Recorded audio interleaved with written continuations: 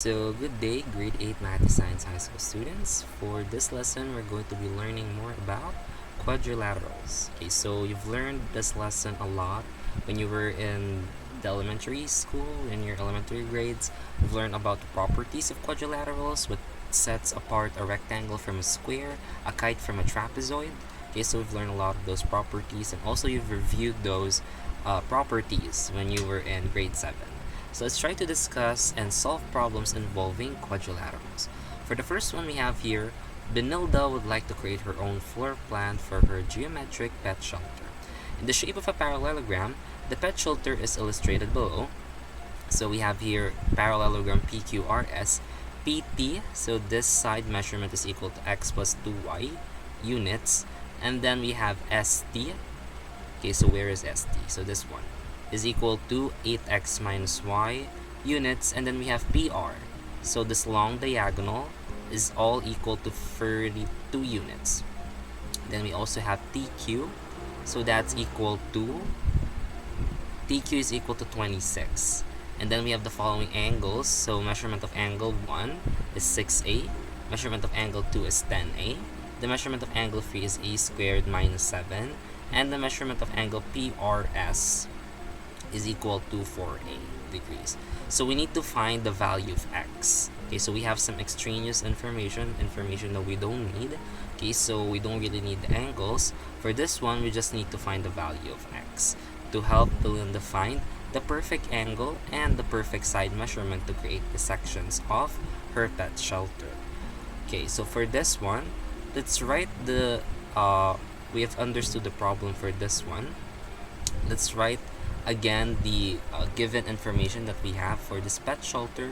So we have PT is equal to x plus 2y units, ST is equal to 8x minus y units, PR is equal to 32 units, and then TQ is equal to 26. So the question or the problem that we want, the problem wants us to find the value of x. So how can we get the value of x? And also let's try to find, while we're at it, let's try to find the value of y. And also let's try to find the value of PT, of PR, of this big diagonal here, which we have found, so that's 32.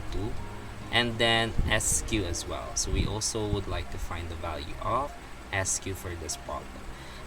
So for this problem, the first part would be to identify that PT and that PR and SQ bisect each other. Since we have a parallelogram, so what's one of the properties of parallelogram? The diagonals bisect each other.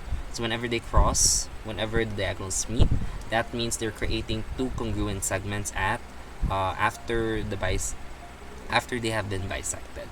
Okay, so for this one, okay, what formula can we create? We can say that PT, okay, PT is equal to 1/2 of PR. So how can we say that? So we're talking about PT here. PT has a value of x plus 2y, and PR is equal to 32, this long diagonal here. So therefore, if it's been bisected, if PR has been bisected by SQ, therefore 1/2 of PR should be equal to PT since it's been bisected. And we know that the value of PT is equal to x plus 2y. Okay, and then we know that the value of PR is equal to 32. So what's 1/2 of 32? So x plus 2y is going to be equal to 16. So we're going to get back to x plus 2y is equal to 16 to this equation in a moment.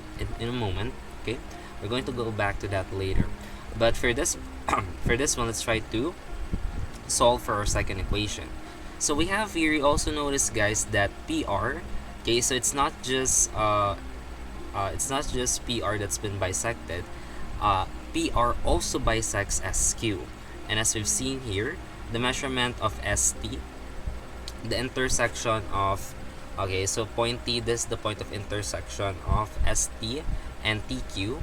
So we can see that ST should be equal to TQ because it's been bisected by PR, and ST is equal to 8x minus y, and TQ is equal to 26.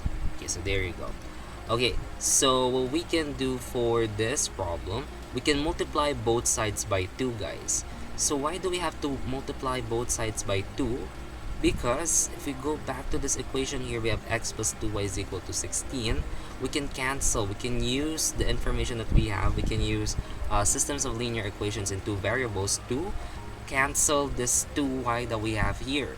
So essentially, this should give us 16x minus 2y is equal to what's 26 times 2. So that should give you like 52. There you go. Okay, so 16 minus 2y is equal to 52. And then we have x plus 2y is equal to 16. Okay, using the elimination method and the systems of linear equation in two variables, we can eliminate the 2y here. And what's 16 plus x, so that's just 17x, is equal to 52 plus 16. And what's 52 plus 16, guys? So that should give us around 68. Go. So 17x is equal to 68. Dividing both sides by 17, we will get that the value of x, okay, 68 divided by 17 is just going to be equal to 4. So there you go. We've solved for the value of x is just equal to 4. So now that we found the value of x is equal to 4, how can we find the value of SQ for this one? So let's try to use the formulas that we have created.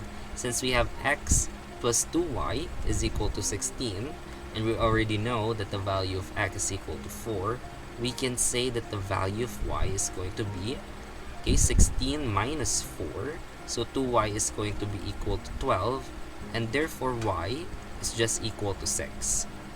Okay, what we did, we substituted the value of 4 here. We transferred it to the other side. From positive 4, it became negative 4. And 16 minus 4 is equal to 12. Dividing both sides by 2, we're going to get 6 for the value of y. So now that we know the value of x and y, we can now solve for the value of SQ. So SQ is just equal to 8x minus y.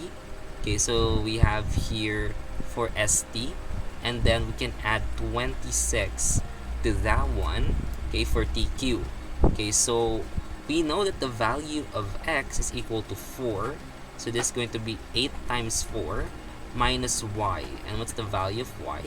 That's just simply 6, and then plus 26. And what's 8 times 4? That's 32. Okay, and then what's negative 6 plus 26? So that should give us positive 20. And what's 32 plus 20? So that should give us 42. So therefore, the measurement of this diagonal on Benilda's pet house should be equal to 42 units. And the value of x is just equal to 4. And the value of y is just equal to 6. So they didn't really ask for the value of y and the value of SQ, but we went beyond this problem. So there you go. And that's how we solved it.